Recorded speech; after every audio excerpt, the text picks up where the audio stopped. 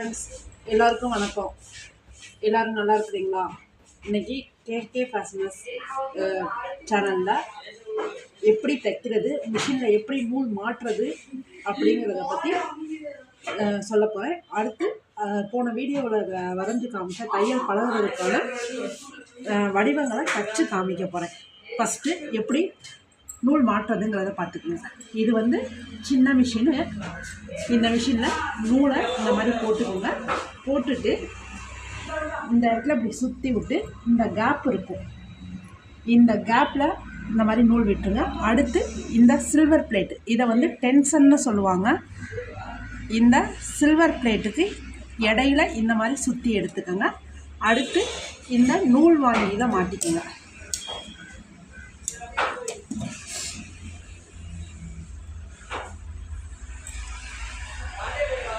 இதுக்கடுத்து இந்த இடத்துல அதுக்கப்புறமா மிஷினோட ஊசியில் மாட்டிக்கங்க.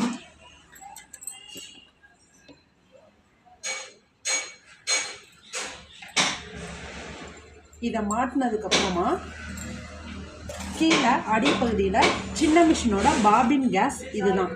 இது இந்த மாதிரி தூக்கி இருக்கும் சின்ன மிஷினில். பெரிய மிஷினில் அது வேறு மாதிரி இருக்கும். அடுத்த வீடியோவில் பெரிய மிஷினோட பாபின் கேஸ் எப்படி இருக்குங்கிறத காமிக்கிறேன்.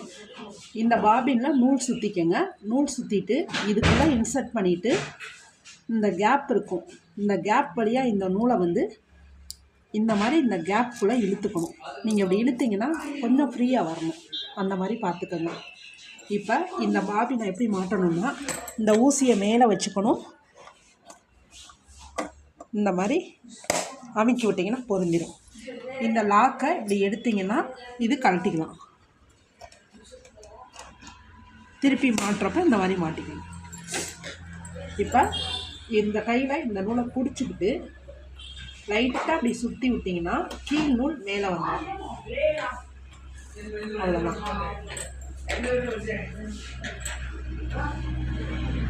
இந்த நூலை இந்த மாதிரி பின்னாடி விட்டுக்கோங்க, ரெண்டு நூலையும்.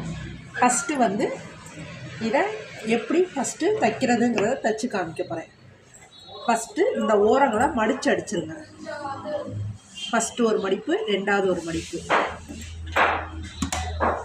மடிச்சுட்டு இந்த நூல் இருக்குது பார்த்திங்களா, இந்த நூலை அப்படி லைட்டாக கை வச்சு விட்டிங்கன்னா முன்பக்கமாக வந்து சிக்காது. இந்த மாதிரி ஒரே நேராக வச்சு மடித்து தைச்சிக்கிறது.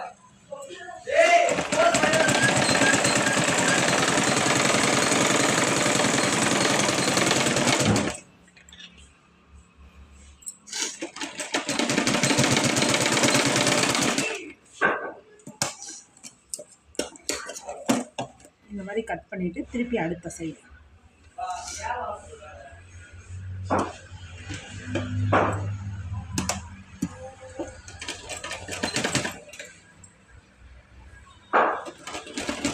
இந்த தையல் வந்து இந்த மாதிரி ஓரமாக வர்ற மாதிரி பார்த்துக்கோங்க.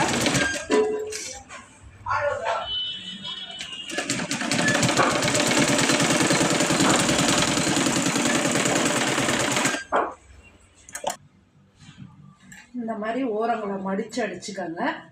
இதுக்கு முன்னாடி சின்ன மிஷினில் காட்டியிருந்தேன். இப்போ பவர் மிஷினில் உட்காந்து லேட் ஆகுங்கிறதுக்காக பவர் மிஷினில் உட்காந்துருக்கேன். பவர் மிஷினில் இதை தைச்சி காமிக்கிறேன். இந்த மாதிரி நேர் கோடுகளை ஃபஸ்ட்டு தைக்கணும்.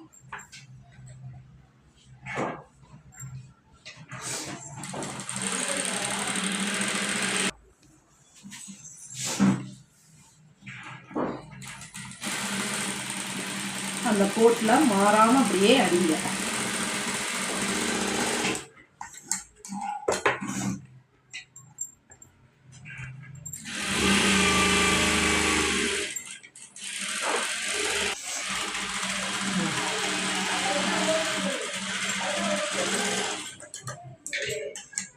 இதே போல் ஃபஸ்ட்டு துணி முடிஞ்சு, இப்போ அடுத்த துணி.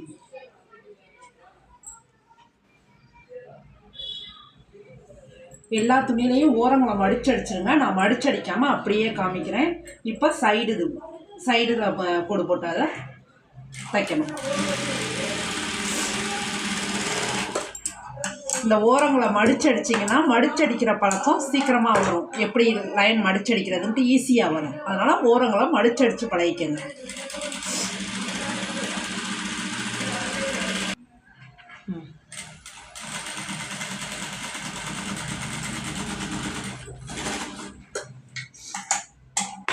இந்த மாதிரி கிராஸாக இந்த கோடையும் ஃபினிஷ் பண்ணிவிடுங்க.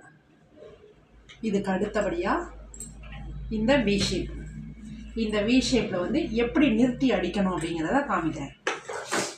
ஃபஸ்ட்டு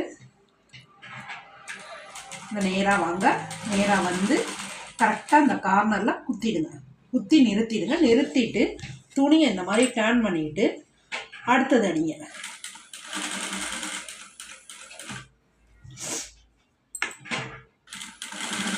ஒவ்வொரு டர்னிங்க்குமே இப்படி குத்தி நிறுத்திடணும். அப்படி குத்தி நிறுத்தினீங்கன்னா தான் உங்களுக்கு அந்த இது கரெக்டாக வரும், வடிவம் கரெக்டாக வரும். அப்படி இல்லை அந்த இடத்துல குத்தாமல் அப்படியே திருப்பினீங்கன்னா இது வடிவம் வராது, இப்படி வளைவாக வந்துடும், யூ ஷேப்பில் வந்துடும்.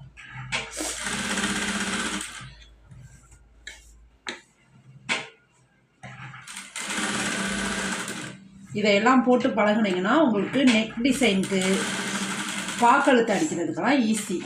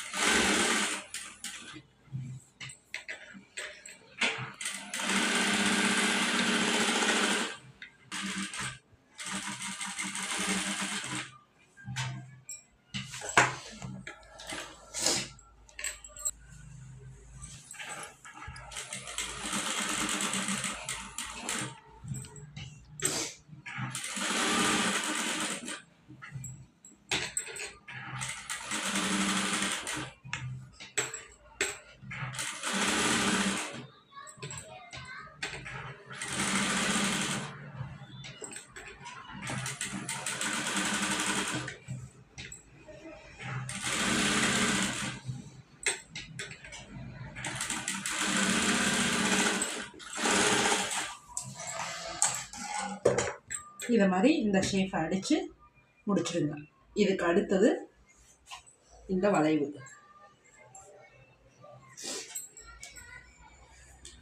இதை ஸ்கேலப் டிசைன்னு சொல்லுவோம், அரை வட்டம்னு சொல்லுவோம். இதையும் இதே போல் இங்கேருந்து வளைச்சி வந்து இந்த இடத்துல நிற்கணும், அடுத்தடுத்த இடத்துல நின்று திருப்பணும்.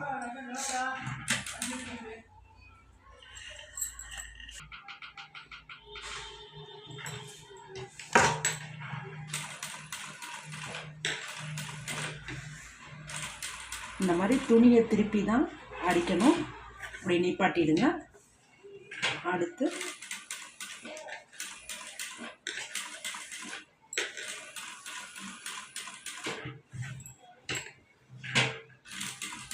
நீங்கள் கையை இந்த மாதிரி வச்சு பொறுமையாக அடிங்க.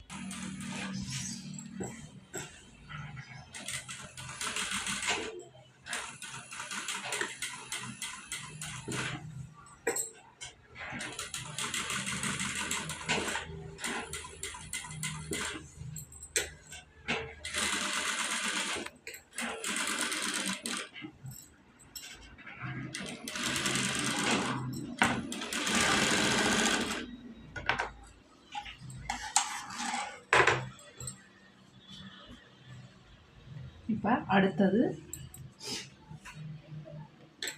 இந்த கட்டம், இந்த கட்டத்தை வெளியிலேருந்து அடித்து வரணும்.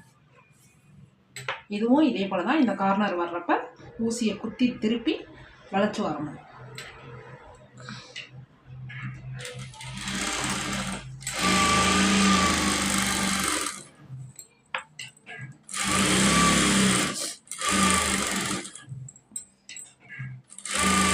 கார்னர் வர்றப்ப ஊசியை குத்திக்கோங்க. அதுக்கப்புறம் குத்திட்டு இப்படி திருப்பி விட்டு துணியை திருப்பி விட்டிங்கன்னா அந்த கார்னர் சரியாக திரும்பும்.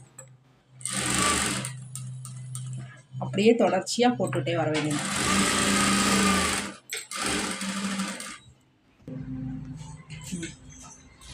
இந்த மாதிரி அடித்து முடிச்சுட்டு இப்படி லைட்டாக இழுத்துட்டு இந்த நூலை கட் பண்ணிவிடுங்க. இந்த மாதிரி தான் ஃபுல்லாக ஃபினிஷ் பண்ணணும். இதுக்கு அடுத்தது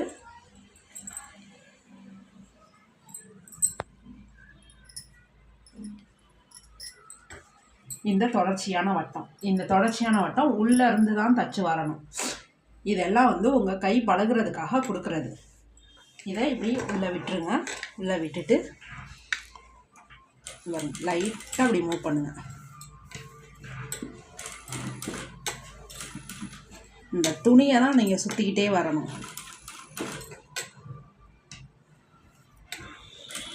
துணியை சுற்றிட்டு வந்தாலுமே அந்த ரவுண்ட் ஷேப்பில் கோட்டு மேலே கரெக்டாக வரும். இதை ஃபஸ்ட்டு ஸ்டார்டிங் வேகமாக அடிக்க முடியாது, மெதுவாக அடிச்சுவாங்க.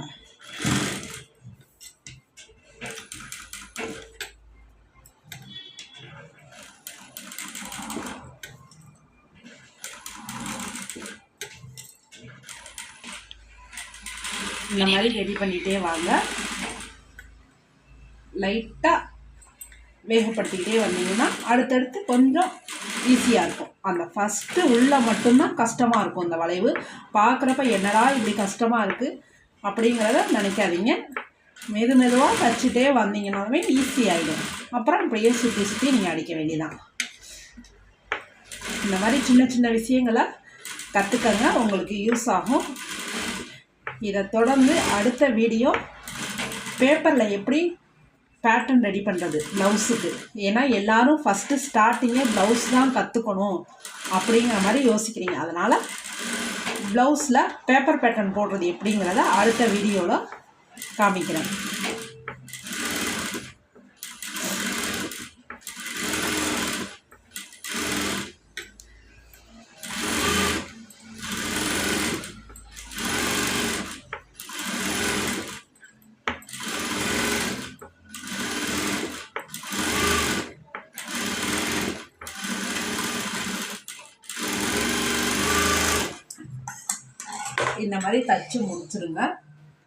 இந்த மாதிரி தச்சு முடிச்சிருங்க.